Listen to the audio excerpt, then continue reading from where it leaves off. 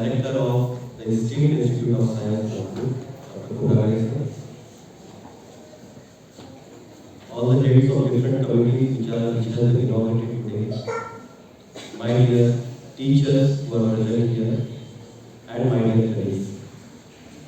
सगळ्यांना हिंदी मराठी इंग्लिश चालेल ना? कुठल्या भाषेत बोलायला आवडेल?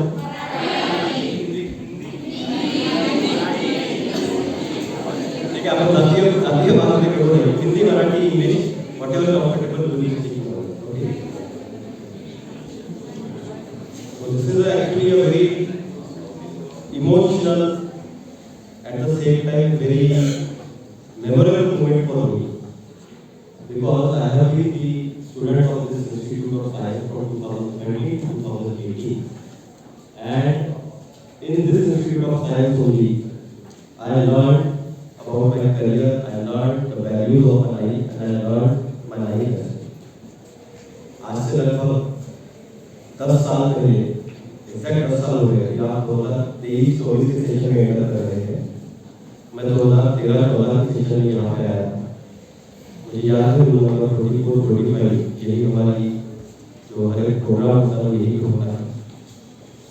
और 2013 में मैंने इंस्टीट्यूट ऑफ साइंस में बीएससी के लिए एडमिशन लिया। आज जब आपके ऑर्गेनाइजर से बात कर रहा था कि आज विद्यार्थियों के साथ किस विषय पर संवाद किया जाए, तो काफ़ी कंफ्यूजन होता है कि आप लोगों के साथ एग्जैक्टली बात क्या की जाए। क्योंकि अगर आप पूछें कि यूपीएससी की जर्नल कैसे थी, वो भी यूट्यूब पे अवेलेबल है। यूपीएससी का प्रिपरेशन कैसे किया जाए, वो सब यूट्यूब पे अवेलेबल है। और दूसरा, मुझे खुद को ये चीज़ें पसंद नहीं आती कि हम खुद ही खुद का गुणगान करें कि मैंने कैसे तैयारी की, मैंने कैसे पास किया। लेकिन फिर भी एक स्टोरी फॉर्मेट में आप सब लोगों को मेरा थोड़ा सा परिचय देना मुझे योग्य लगता है।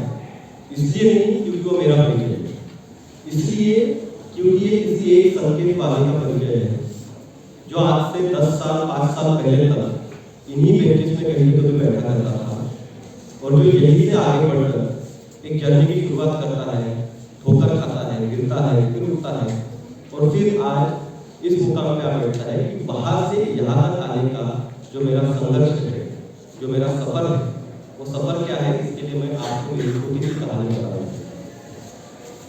आप सब लोगों की कहानी कमोबेश इसी प्रकार से होने वाली है। मेरे कहानी से मैं केवल लिखना चाहता हूँ कि आप अपने करियर की हिंट लें और आपके करियर में किसी प्रकार की प्रॉब्लम आ सकती है, कैसे कैसे चैलेंजेस आ सकते हैं, वो चैलेंजेस को आप समझने की कोशिश करें। तो मैं वर्धा जिले के हिंगणघाट तहसील से आया हूँ। मेरा 12वीं का एजुकेशन वहीं से हुआ है। उसके बाद बाकी से जैसे लोग अलग अलग करियर प्रोसेस में जाते हैं, जैसे इंजीनियरिंग, मेडिकल, ये सारी करियर प्रोसेस में मैं गया हूँ। उसके पीछे सिंपल सा रीजन था, क्योंकि मेरे पिताजी ने मुझे कह दिया था कि बेटा जो भी पढ़ाई करनी है उसके दम पे करनी होगी, हम तो ज़्यादा पैसा उसके एजुकेशन में इन्वेस्ट नहीं कर पाएंगे। इसीलिए ऐसा कोई करियर ऑप्शन चुनो जहाँ पे तुम खुद के खाने पीने की व्यवस्था कर सको और परिवार को भी पालो।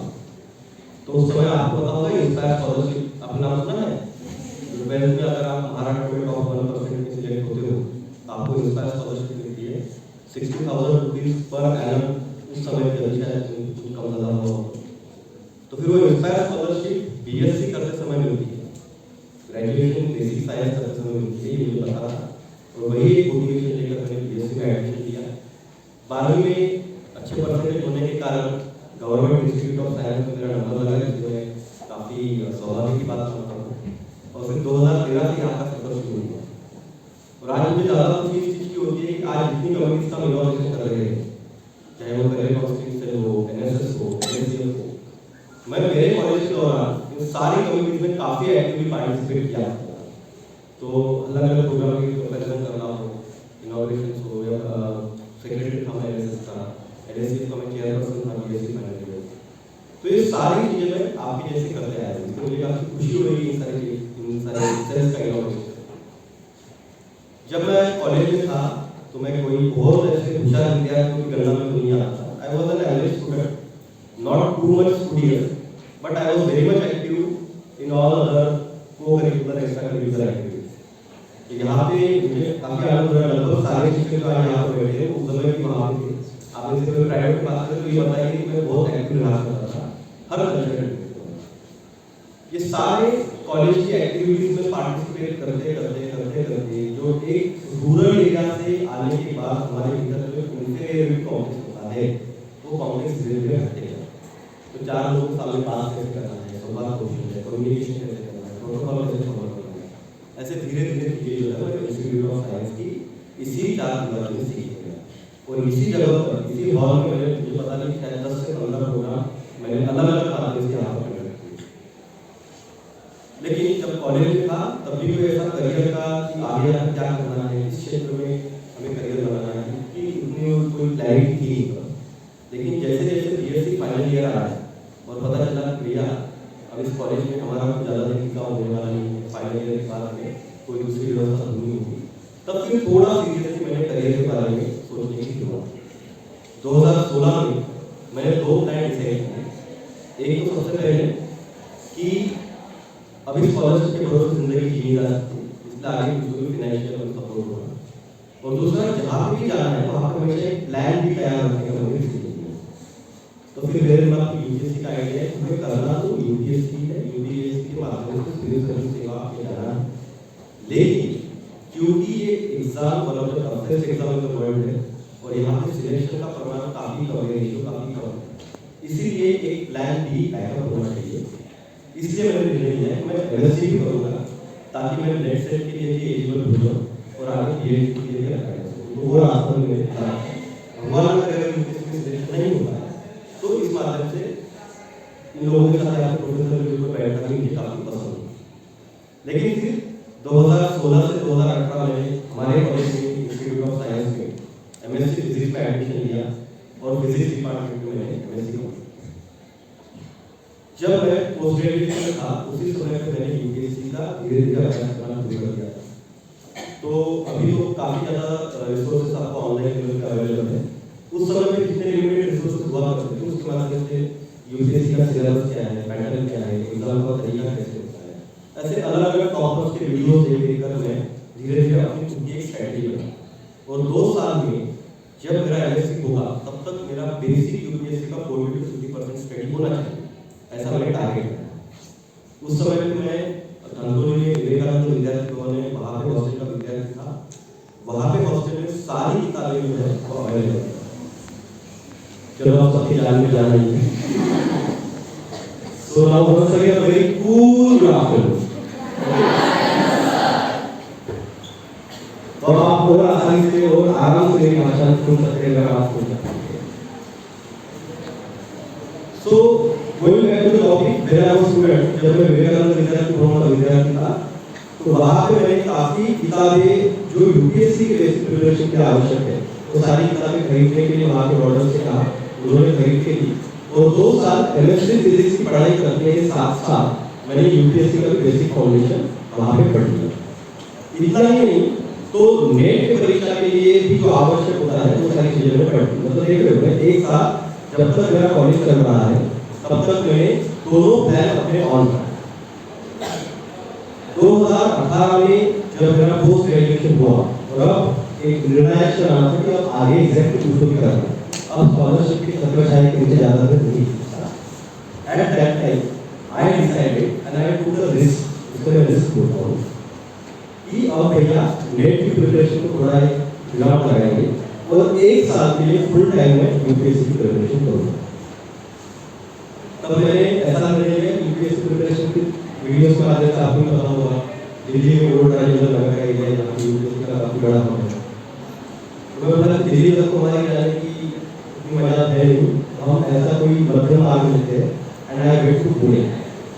पुणे में जब मैं गया तो मेरा कोई कोचिंग क्लास का वगैरह कोई इंटेंशन नहीं था, सिर्फ इतना पता था कि 4-5 लोग पुणे में लाइब्रेरी में जाकर पढ़ाई करते हैं, उनके साथ अगर आप संभाषण करोगे, बातें करोगे तो आपको गाइडेंस मिलेगा और उसके माध्यम से मैंने अपनी धीरे धीरे तैयारी की। 2018 में मैं पुणे गया, मेरा सर्च फॉर लाइब्रेरी, फॉर्चुनेटली मुझे अच्छी लाइब्रेरी और एक अच्छा गाइडेंस वहाँ पे प्राप्त हुआ, जहाँ पर काफ़ी कम फीस में मुझे वीकेंड का गाइडेंस मिला। पुणे में जाने के बाद मैंने एक निर्णय लिया, पहला निर्णय कि जब तक एक साल जैसे यूपीएससी का थोड़ा इंट्रोडक्शन होता है, तो आपको एक साल का गैर मिनिमम प्रिपरेशन चाहिए होता है और उसके बाद एक साल की परीक्षा होती है। तो प्रीलिम्स, मेंस, इंटरव्यू, ये तीनों स्टेज पास करते करते पूरा एक साल लगता है। इसीलिए अगर आप यूपीएससी, एमपीएससी या किसी भी कॉम्पिटिटिव एग्जाम के सेक्टर में आना चाहते हो तो कम से कम आपको अपनी 2 साल की व्यवस्था करके आनी है। तो मैं स्कॉलरशिप के जितने पैसे थे उसके आधार पर विचार किया कि 1 से 1.5 साल तक पुणे जैसे शहर में अपना रहना हो सकता है, इसलिए फिर मैं पुणे में गया, कम रेट में वहाँ पर पढ़ाई शुरू की। पुणे में सिस्टम है 7 to 11 सिस्टम होते हैं, 7 to 11 मतलब क्या, सुबह 7 बजे से लेके रात 11 बजे तक वहाँ पे हर लाइब्रेरी ओपन होती है। और आप देखेंगे पुणे में जो पार्क होते हैं, मंदिर के प्रांगण होते हैं, लाइब्रेरी, जहाँ पे भी पब्लिक स्पेसेस है वहाँ पे आपको विद्यार्थी कॉम्पिटिटिव एग्जाम की किताबें लेकर चर्चा करते हुए, लिखते हुए समझे। ये वातावरण होने के कारण वहाँ पे धीरे धीरे मैं पढ़ाई में भी काफी रुचि लेने लगा। और जैसे जैसे कंपटीशन बढ़ती गई, मेरे बगल वाला लड़का जब 7 बजे 6:30 बजे लाइब्रेरी में आकर पढ़ता था तो मेरा भी उतना उत्साह बढ़ते गया और धीरे धीरे मैं भी सुबह 7 to 11 इस रूटीन में पुणे में पूरी तरह से सेट हो गया। जो निर्णय मैंने लिया था वो ये था कि जब तक मेरी परीक्षा दी नहीं जाती तब तक मैं घर पर वापस लौटकर नहीं आऊंगा। तो फिर 1 से 1.5 साल तक मैं नॉन स्टॉप पुणे में पढ़ाई करते रहा। कोई भी फेस्टिवल, कोई भी सोशल मैरिज या पब्लिक इवेंट जो भी था, every time I was in Pune. जब पुणे में मैं था तो उस समय यूपीएससी का पूरा बेसिक से पढ़ाई शुरू किया। 1 साल बाद परीक्षा दी 2019 में। 19 की प्रीलिम्स की एग्जाम मेरी क्लियर हुई, लेकिन कभी कभी होता है कि माथे से लिखा नहीं होता, सौभाग्य आपका साथ नहीं देता। प्रीलिम्स की परीक्षा क्लियर करने के बावजूद भी क्योंकि मेरे पास एक अमुक सर्टिफिकेट में कुछ तो भी कमियां थी, इसीलिए मेरा प्रीलिम्स का रिजल्ट पॉजिटिव आने पर भी मुझे मेंस की एग्जाम के लिए अपीयर नहीं किया। So I was disqualified for the mains examination. और ये मेरे लिए उस समय पे एक बहुत बड़ा ट्रॉमा, क्योंकि मैं सोचा था कि भाई 1-1.5 साल तैयारी करके आएंगे, 1-1.5 साल बाद तो पैसे भी नहीं है, और जब आप सिलेक्ट होते हैं तो आपके पीछे 100 लोगों का आशीर्वाद होता है, लेकिन जब आप पराभूत होते हैं तो आपके पीछे कोई आपका जो फेल्यूर है वो पूर्ण करने के लिए तैयार है। मराठी मतलब कि यशाला 100 बाप असतात आणि पाण्याला 1 बाप असतो। तो उस समय पता चला कि ये तो कोई मैच दे नहीं पाएगा, तो फिर कोई उस समय पे सपोर्ट करने के लिए आगे नहीं आया। लेकिन फिर भी सोचा कि चलो 1 साल तो रिस्क ली है और 1 साल में प्रयास करते, क्योंकि इस बार मेरा फॉल्ट नहीं, मैंने पढ़ाई पूरी की, सिलेक्शन भी हुआ था, लेकिन नसीब में साथ नहीं। 2019 से 2020 मैंने फिर से 1 साल रिस्क ली। अब वहाँ पे फाइनेंशियल सस्टेनेंस करना है, क्योंकि अभी प्रॉब्लम सिर्फ पढ़ाई का नहीं, अभी प्रॉब्लम था कि भाई रहा कैसे जाएगा, खाना कहाँ से खाया जाएगा, ये सारी चीजें। ऊपर से घर से प्रेशर तो आता है वाला। Then I started working there as a physics teacher. मैं एमएससी फिजिक्स में यहाँ किया था, उसका हाल मुझे काम है। एनडीए और सीडीएस के जो विद्यार्थी होते हैं, जो एनडीए और सीडीएस की पढ़ाई कर रहे हैं, उन विद्यार्थियों को मैंने पुणे की एक छोटी एकेडमी में कोचिंग देना शुरू कर दिया। तो दिन में 4 से 5 घंटा उन लोगों को कोचिंग देना, फिजिक्स और मैथमेटिक्स पढ़ाना, और फिर बचा हुआ जो समय है उस समय पे अपनी खुद की यूपीएससी की प्रिपरेशन करना। इस प्रकार से फिर मैंने पार्ट टाइम प्रिपरेशन शुरू किया। और फिर नसीब ने एक बार धोखा दिया, क्योंकि आपको पता है कि मार्च 2020 ये जो है कोविड का पीरियड शुरू हो गया, लॉकडाउन हो गया, सारे कोचिंग इंस्टीट्यूट्स बंद हो गए और वहाँ पे मेरा फिर से जॉब चला। फिर से पुणे से सारा पूरा बिस्तरा पैक करके मैं अपने घर पे आया, लेकिन फिर भी उसी लगन से पढ़ाई करते रहा और आखिरकार मैंने लिया कि भाई ये अपना आखिरी अटेम्प्ट होगा, इसके बाद हम यूपीएससी को आभार करेंगे। हुआ तो ठीक, नहीं हुआ तो नेक्स्ट सेट की पढ़ाई लेकर हम प्रोफेसर सीखते हैं। 2020 के 4 अक्टूबर 2020 को मैंने यूपीएससी की प्रीलिम्स परीक्षा दी। और यूपीएससी की परीक्षा देने के पहले 4 या 5 दिन पहले मेरे घर में सब लोग कोविड पॉजिटिव आ गए। तो उस टाइम सब लोग, कुछ लोग हॉस्पिटल में एडमिट थे, कुछ लोग घर पे क्वारंटाइन थे, मैं कुछ घर पे क्वारंटाइन था।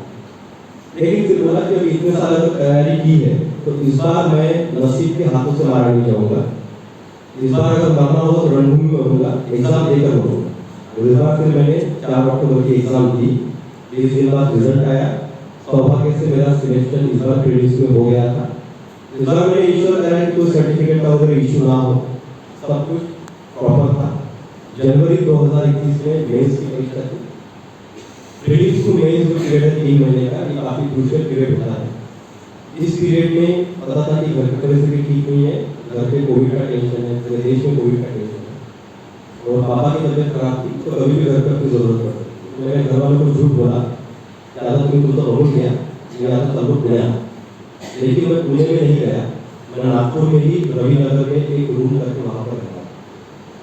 ये झूठ इसलिए बोला गया क्योंकि सितंबर, अक्टूबर, नवंबर, दिसंबर ये जो है दिवाळी, दसरा सगळे गोष्टी आपल्या येत असतात आणि जर घरच्यांना माहीत पडलं की आपला मुलगा नागपूरलाच राहतो, मग ये बाबा दिवाळीला घरी ये, दसऱ्याला घरी ये, या सगळ्या गोष्टी सुरू होतात।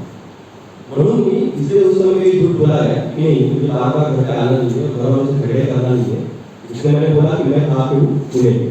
3 महीने तक मेरे घर वालों को पता ही नहीं कि मैं नागपुर में था, किसी को पता नहीं था, दोस्तों को पता नहीं था, किसी को, अकेले रविनगर में रूम करके रहता था और विंटर का सीजन था इसलिए गर्मी का उस समय इशू नहीं था। 3 महीना रविनगर में लगभग 13 से 15 घंटे नॉन स्टॉप पढ़ाई, without Saturday Sunday, without any holiday, online test series की, खुद पेपर स्कैन करना, खुद जेरॉक्स निकालना, खुद उसको स्कैन करके अपलोड करना, चेक करना, ऐसे सारी चीजें मैंने की। जनवरी 2021 में मैंने मेरी मेंस की परीक्षा की रायपुर में। 2021 में मेंस की परीक्षा की, वो भी क्लियर हो गई और फिर कोविड की सेकंड वेव मार्च अप्रैल से शुरू हुई। सेकंड वेव के दौरान फिर से फाइनेंशियल क्राइसिस आ गया। अभी ऐसा लग रहा था कि अभी कोविड चला गया, अभी तो सवर जाएंगे, लेकिन फिर इंटरव्यू का कॉल आ गया और फिर पास में पैसे नहीं थे, तो फिर मैं रियली पुणे में गया। इस बार झूठ नहीं बोला, इस बार सच में पुणे में चला गया।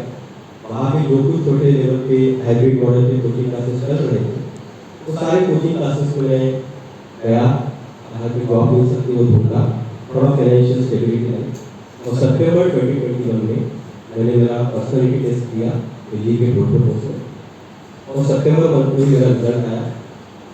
सौभाग्य से मेरा ऑल इंडिया रैंक सिलेक्शन हो चुका था और IAS में सिलेक्शन हो गया, इसलिए फिर से मुझे अटेंड करने का मौका मिला।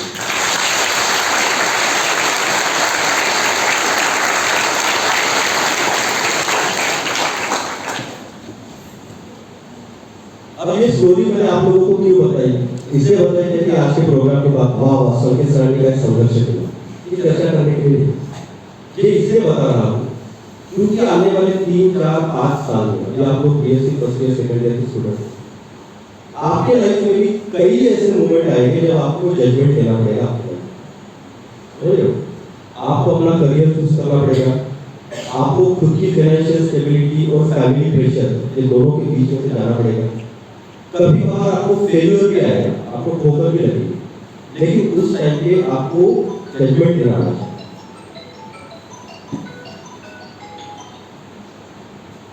तो ये जजमेंट आपको जो है हमेशा अपने लाइफ में हर बुलाव पर देने पड़ेगा।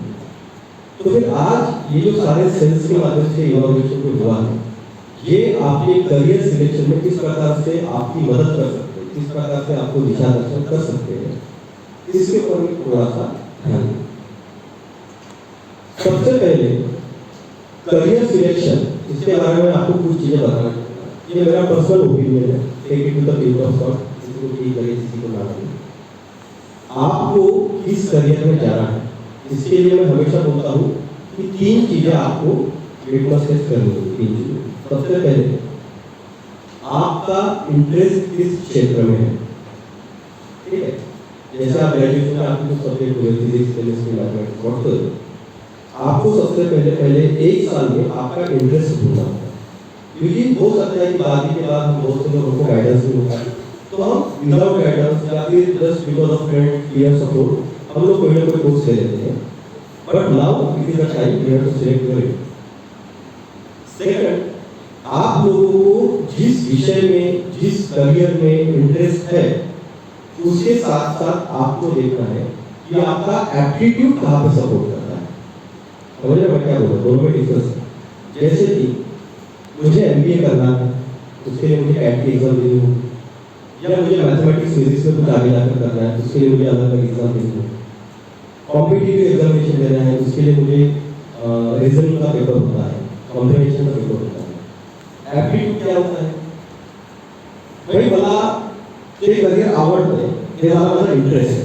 पण त्या करिअरमध्ये जाण्यासाठी ह्या विषयाचा अभ्यास करण्याची क्षमता माझ्यामध्ये आहे का, त्या ऍप्टिट्यूड मला जमेगा, इस बात का भी आपको विचार और ये आपको कैसे पता चलेगा, इंटरनेट के माध्यम से अपने टीचर लोगों के साथ चर्चा करके आप उनसे बात कर सकते हो की माझा असा असा अकॅडमिक रेकॉर्ड आहे, तुम्हाला काय वाटते कुठल्या करिअरमध्ये मी चांगल्या प्रकारे जाऊ शकतो. ये एप्टीट्यूड आपको अपने अपने हिसाब से डेवलप करना है. ठीक है, पहली चीज क्या बताई, इंटरेस्ट. सबसे पहले आपको उस करियर में इंटरेस्ट होना चाहिए. सेकंड, एप्टीट्यूड और कैपेबिलिटी होनी चाहिए.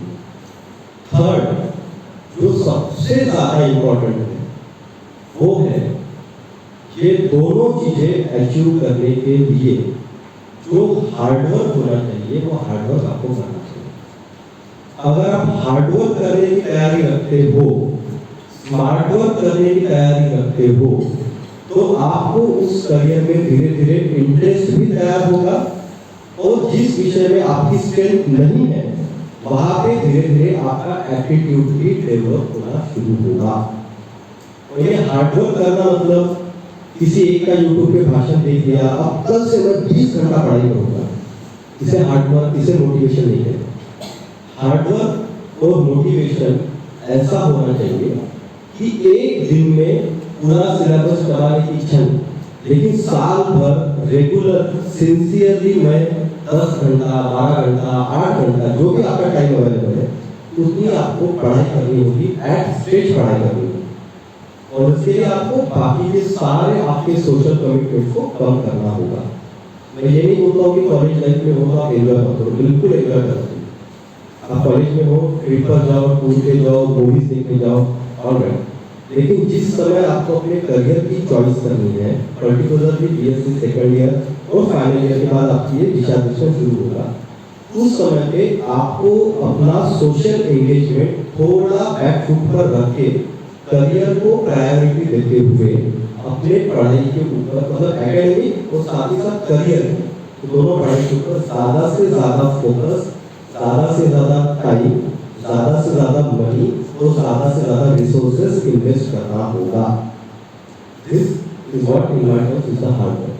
अगर आपकी हार्डवर्क करने की क्षमता है, आपकी हार्डवर्क करने की तैयारी है, तो आपको इंटरेस्ट और एप्टीट्यूड ये दोनों चीजें आपकी तैयार.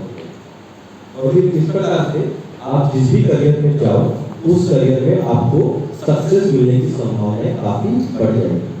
समझ रहे हो? तो ये 3 पैरामीटर के आधार पे आप अपने करियर का चुनाव कर सकते हैं. बाद में मैं ये नहीं बोलता हूँ कि मैं आईएएस बन गया इसके साथ आईएएस बनो, जैसा कि एमपीएससी यूपीएससी का नहीं.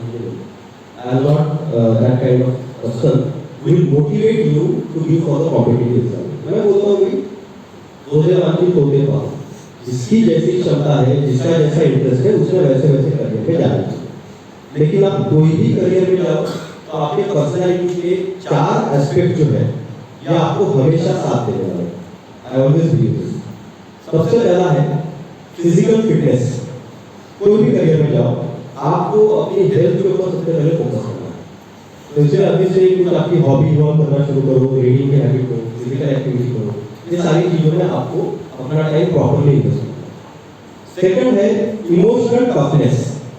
ठीक है, अभी मैं एक विद्यार्थी से बात कर रहा था, दर्पण होते तिथे की मला काहीतरी एखाद्या परीक्षेची तयारी करायची आहे, मात्र लोक मला काय म्हणतात की अरे तुझ्याच्याने होणार नाही, तू नाही करू शकत, तिथे खूप बसला लागतो, तिथे खूप अशा प्रकारच्या गोष्टी असतात, 2 नंबरी काम असतात.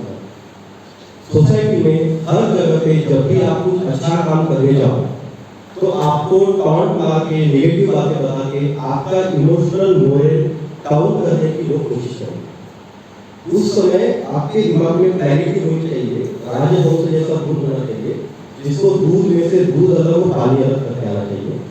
और आपको सोसाइटी में से जितने लोग पॉजिटिव नेगेटिव पूछते हैं उससे हर्ट न होते हुए, उससे इमोशनली ब्रेकडाउन न होते हुए आगे बढ़ने की हमें कैपेबिलिटी डेवलप करनी है. ये इमोशनल टफनेस आपको अपने पर्सनल लाइफ में और प्रोफेशनल लाइफ में दोनों जगह पे इवॉल्व करना है. थर्ड है इंटेलेक्चुअल शार्पनेस. ठीक है, अच्छी रीडिंग करते रहो, जो जो न्यूज़पेपर में आता है, मार्केट में मॉडर्न टेक्नोलॉजीज जो है, सारी हैंडी टेक्नोलॉजी, ये टेक्नोलॉजीज के साथ आप आगे बढ़ो. आने वाला जमाना टेक्नोलॉजी का जमाना. ठीक है, अभी कलम की कीमत वही है, लेकिन वो कलम आईपैड पे चलेगी तो उसकी कीमत और बढ़ जाएगी। वो अगर आर्टिफिशियल इंटेलिजेंस, डेटा इंटेलिजेंस ये सब चीज़ों में चलेगी तो उसकी कीमत और बढ़ जाएगी। तो मार्केट की डिमांड किस प्रकार से है, उसके हिसाब से आपको अपना इंटेलिजेंस टेक्नोलॉजी के साथ, मार्केट की डिमांड के साथ और करियर की डिमांड के साथ सिंक्रोनाइज करना होगा, जिससे आपको इंटेलेक्चुअली काफ़ी शार्प होना पड़ेगा। फक्त इमोशनली आणि कॉम्पॅशन असणे, पॅशन असणे आवश्यक आहे, अपनी मेंटलिटी सुद्धा या ठिकाणी साथ द्यायला पाहिजे। बिकॉज जितना बड़ा आप करियर एस्पायर कर रहे हो, उतना वहाँ पे कॉम्पिटिशन टफ है, उतना वहाँ पे क्रीम लेयर की सोसाइटी है, वहाँ से आने वाले बच्चे हैं। तो रूरल बैकग्राउंड के विद्यार्थियों को वहाँ पे अगर टिकना है तो उनको इंटेलेक्चुअली काफ़ी शार्प। और सबसे आखिरी में जो इम्पोर्टेंट जो है वो है स्पिरिचुअल अवेयरनेस। स्पिरिचुअल अवेयरनेस मतलब पूजा पाठ ये नहीं, स्पिरिचुअल अवेयरनेस मतलब खुद के अस्तित्व की, खुद के पर्सनैलिटी की पहचान होना। मैं किसी करियर में जा रहा हूँ, कोई काम कर रहा हूँ, कहीं पे एंगेज हो रहा हूँ, तो पूरे अवेयरनेस के साथ एंगेज होना चाहिए। भैया मी हे कार्य कशासाठी करतोय, याच्याने मला काय फायदा होणार, माझ्या आईवडिलांना काय फायदा होणार, माझ्या बंधू भगिनींना काय फायदा होणार, समाजाला लार्जर इंटरेस्टमध्ये मी काय गिव्ह बॅक करू शकतो, देऊ शकतो, या सगळ्या गोष्टींची अवेअरनेस, हे सब बाकी जाणीव होणार, या सगळ्या गोष्टींची अवेअरनेस असणे म्हणजे तुमचं spiritual awareness. And going beyond your material existence and believing that I have taken birth on this earth for some purpose and this career is only one of the way to satisfy that purpose. आणि त्या पर्पजचा पाठलाग आपल्याला करायचा आहे, त्यासाठी हे चारही गुणांची आवश्यकता आहे. Physical fitness, mental toughness, intellectual sharpness आणि स्पिरिच्युअल अवेअरनेस. आणि या सगळ्या गोष्टींच्या माध्यमातून तुम्हाला मी फॉर्म्युलेच्या माध्यमातून सांगितलेलं आहे. करिअर कसं सिलेक्ट करायचं, त्या 3 गोष्टी आणि पर्सनॅलिटी कशी इव्हॉल्व करायची, ते या 4 पॅरामीटर्सच्या आधारावर तुम्ही या सगळ्या गोष्टी इव्हॉल्व करू शकता. तसंच आता मी विद्यार्थ्यांवरून कॉलेजच्या प्रशासनावर येतो कि पिछले कुछ 10-20 सालों में हमारे एजुकेशन सिस्टम में काफ़ी बदलाव आया। पहले हम लिटरेसी के ऊपर फोकस करते थे, बाद में हम एजुकेशन के ऊपर फोकस करना शुरू किए। अभी जितना 2 साल का मुझे प्रशासन का अनुभव रहा है, मुझे लगता है कि केवल एजुकेशन के ऊपर हमें फोकस न करते हुए हमारे कॉलेज से, हमारे संस्था से निकलने वाले विद्यार्थियों की एम्प्लॉयबिलिटी कैसी बढ़ाई जाए, इसके ऊपर भी हमें फोकस करना है। इसके लिए जो करियर काउंसलिंग है ना, उसके माध्यम से मैं सब लोगों को आह्वान करता हूँ कि अगर 120 बच्चे किसी बैच में हैं, ये 120 बच्चों में से मैक्सिमम बच्चों का कॉलेज से निकलते ही प्लेसमेंट किस प्रकार से किया जाए अलग अलग कंपनीज में, उसके लिए हमको थोड़ा सा एफर्ट्स चाहिए। तो उसके लिए अलग अलग कंपनीज को we have to link with industries with academia, बच्चों में उस चीज़ों की अवेयरनेस करना है कि बाबा भैया हाँ केमिस्ट्री का विद्यार्थी है, फिजिक्स का विद्यार्थी है, फार्मास्यूटिकल इंडस्ट्री में इतनी वैकेंसीज है, इस प्रकार इंडस्ट्री में इतनी वैकेंसीज है, न्यूक्लियर इंडस्ट्री में इतनी वैकेंसीज है। तो उस बच्चे को सेकेंड ईयर फाइनल ईयर से धीरे धीरे तैयार करो, और जब वो विद्यार्थी इस कॉलेज से निकल रहा है तो उसको एट मिनिमम 25-30 हज़ार की जॉब, एक एवरेज स्टूडेंट को भी 25-30 हज़ार की जॉब हम किस प्रकार से दे सकते हैं, इसके ऊपर हमें थोड़ा हमारा जो करिकुलम है, जो हमारा वर्किंग पैटर्न है, उसको थोड़ा अलाइन करना है। Because believe me, I am very practical person. मला माहिती आहे की इथे येणारे जे विद्यार्थी आहेत ते बऱ्यापैकी ग्रामीण आणि मध्यमवर्गीय बॅकग्राऊंडमध्ये येणार. त्या विद्यार्थ्यांची खूप जास्त क्षमता नाही आहे, म्हणजे मी मेंटल क्षमता नाही म्हणतो, फिनान्शियल क्षमता म्हणतो की ते वयाच्या 23-24-25 वर्षानंतर आईवडिलांच्या भरोश्यावर होतो. त्यामुळे सामान्य कुटुंबातून येणाऱ्या विद्यार्थ्यांची एक भूक असते ती आहे की नोकरी लवकरात लवकर लागते. त्यामुळे 24-25 वर्षी आपण स्टेबल नोकरीकडे बघायला पाहिजे. स्वतःचं अर्थार्जन, स्वतःच्या आईवडिलांचं फायनान्शियल मॅनेजमेंट आपण स्वतः करायला आलं पाहिजे. आणि ही ऑपॉर्च्युनिटीज कॉलेजच्या माध्यमातून त्या विद्यार्थ्यांना जास्तीत जास्त ओपन करून देण्यात यावी असं मी आवाहन करतो. एक बार इन लोगों को अपॉर्चुनिटीज दे, उसके बाद में इन विद्यार्थियों को निर्णय लेना है कि उनको करना है या नहीं करना. बाद में ठीक है, मुझे 25,000-30,000 की जॉब लगी, अब मुझे फाइनेंशियल स्टेबिलिटी आ गई, फिर मैं विचार कर सकता हूँ कि नहीं आता मैं वर्ष 1.5 वर्ष कॉम्पिटिटिव एग्जाम की तैयारी करता हूँ. ये सब बहुत बड़ा ट्रैप क्या होता है, जब हम कॉलेज से निकलते हैं हमारे पास जॉब भी नहीं होता, मग घरी गेल्यानंतर नातेवाईक विचारते काय रे बाबा तू काय करतो, आपल्याकडे जॉब नहीं है. मग या फ्रस्ट्रेशनमुळे बऱ्यापैकी विद्यार्थी, बहुत से स्टूडेंट जो है वो अपना एप्टीट्यूड, अपना इंटरेस्ट, अपना हार्डवर्क करने की क्षमता ये चीजें न देखते हुए बोल देते कि मैं आता क्या करतो, स्पर्धा परीक्षेची तयारी करतो. तो फिर 3-4 साल बाद this is actually a very uncertain sector whenever you are entering into any competitive examination UPSC MPSC तो इसमें जैसे कि मैंने आपको पहले बताया कि 2 साल 3 साल आपको हार्डवर्क करना है उसके बाद आप एग्जाम दोगे अच्छा एग्जाम देने के बाद उसमें सिलेक्शन की कोई गारंटी नहीं है अगर सिलेक्शन नहीं होता है तो एक दिन की एग्जाम आपका 1 साल का करियर फिर से वेस्ट कर देता है फिर से 1 साल आप साइकिल में अटक जाते हो फिर 3-4 अटेम्प्ट हो जाने के बाद अभी नवी जैसी स्थिति हो जाती है कि आपका चक्रव्यूह मतलब कि इतना अंदर घुस गया है उस चक्रव्यूह में कि अब मुझे बाहर निकलने का रास्ता नहीं दिख रहा है ये सारी परिस्थितियां ये सारे फ्रस्ट्रेशन ये सारे क्वेश्चन सारे कंफ्यूजन मेरे लाइफ में है और मैं चाहता हूँ कि आपके लाइफ में ये कम से कम है इसलिए फाइनेंशियल स्टेबिलिटी और आपका प्लान भी क्या है इसके ऊपर आप अच्छे से चलें जो विद्यार्थी कॉम्पिटेंस सबके लिए बात नहीं करो जो विद्यार्थी कॉम्पिटिटिव एग्जामिनेशन के बारे में सोच रहे हैं तुमके लिए क्या आप अपनी एक पर्टिक्युलर एज लिमिट डिसाइड करो की वयाच्या 25व्या वर्षापर्यंत 27व्या वर्षापर्यंत या परीक्षेची तयारी करणार जर देव न करो त्या काळात माझं सिलेक्शन नाही झालं तुम्ही काहीतरी अल्टरनेट करियर ऑपॉर्च्युनिटीसाठी स्वतःला शोधा because at the end of the day आपलं स्वप्न IAS ऑफिसर बनणे किंवा ह्या सगळ्या गोष्टी नसायला हे करिअरचं ध्येय असू शकतं पण at the end of the day आपल्या मागे आईवडील आहेत आपल्यासोबत भाऊ बहीण आहेत आणि आपल्याकडे आपला समाज या समाजाला ह्या प्रकारे किंवा त्या प्रकारे काहीतरी आपलं देणं लागतं आणि ते त्या समाजाला आपण विविध माध्यमातून देऊ शकतो ह्या गोष्टीची तुम्ही एक जाणीव ठेवा आणि त्या माध्यमातून तुम्ही सगळे सुज्ञ विद्यार्थी आहात आपल्या करिअरची खूप चांगल्या प्रकारे तुम्ही निवड करा आपल्या करिअरमध्ये तुम्हाला खूप यश मिळो खूप यश प्राप्ती हो अशीच मी सर्व शिक्षकांच्या वतीने परमेश्वर कृपेने तुम्हाला सर्वांना मी शुभेच्छा देतो आणि आशा करतो की आज मी जे काही बोललेलो आहोत त्या गोष्टीमधून तुम्हाला थोडाफार तरी क्लू मिळेल त्यामुळे तुम्हाला सर्वांना पुनश्च भरभरून शुभेच्छा भरभरून अभिनंदन धन्यवाद थँक्यू व्हेरी मच